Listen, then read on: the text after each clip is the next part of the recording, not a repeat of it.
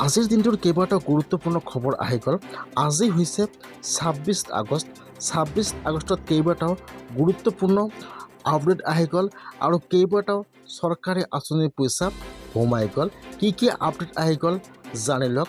১ নম্বৰত আপডেট আহি গৈছে NRCৰ।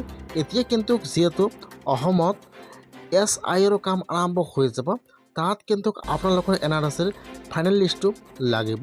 যদি আপোনাৰ ঘৰত NRCৰ ফাইনেল লিষ্টটো নাই, তেনেহ'লে আপোনালোকে আজি NRCৰ ফাইনেল লিষ্টটো ডাউনলোড কৰি বা ছেভ কৰি ৰাখি দিয়ক।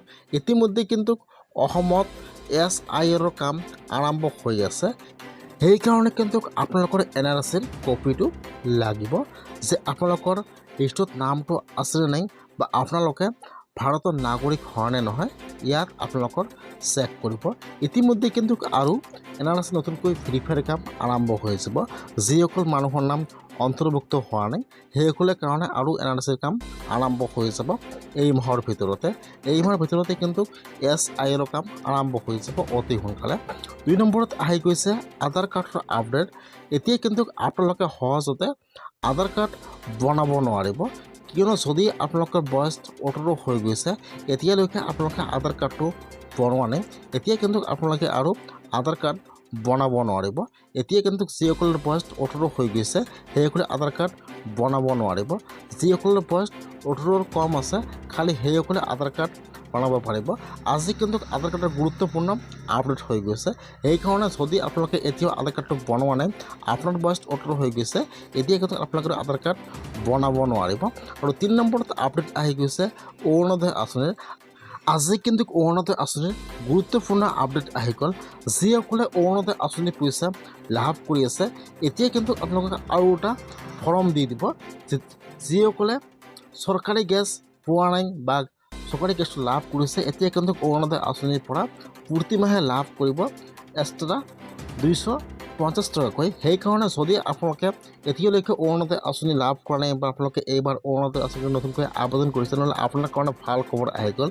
এতিয়া কিন্তু আপোনালোকে আৰু ছাবচিডি গেছৰ পৰা আপোনালোকে প্ৰতি মাহে আৰু লাভ কৰিব ২৫০ টকাকৈ।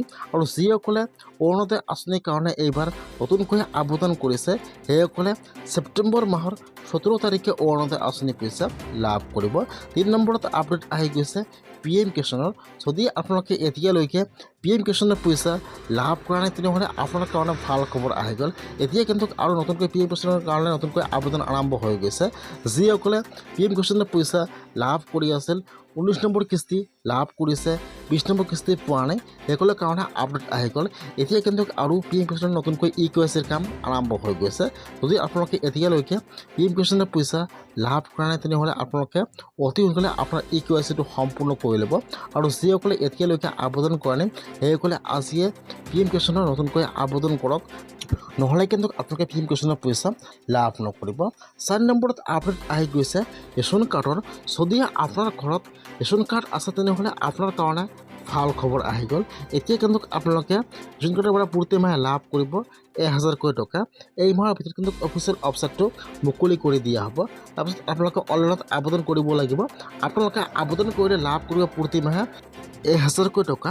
আৰু কিন্তু আপোনালোকে ৰেচন কাৰ্ডৰ পৰা এইবাৰ চাউল লাভ কৰিব, লগতে আপোনালোকে দালি তেল সকলো বস্তু লাভ কৰিব। আজি কিন্তু গুৰুত্বপূৰ্ণ আপডেট আহি গৈছে ৰেচন কাৰ্ডৰ। যিসকল মানুহৰ ৰেচন কাৰ্ড আছে, সেইসকলৰ কাৰণে আজি গুৰুত্বপূৰ্ণ আপডেট আহি গ'ল। যদি আপোনালোকৰ ৰেচন কাৰ্ড আছে আৰু আপোনালোকৰ ইশ্ৰম কাৰ্ড আছে, আপোনালোকে এতিয়া ইশ্ৰম কাৰ্ডৰ পৰা প্ৰতি মাহে লাভ কৰিব ১,০০০কৈ টকা। আজি গুৰুত্বপূৰ্ণ আপডেট আহি গৈছে ৰেচন কাৰ্ডৰ।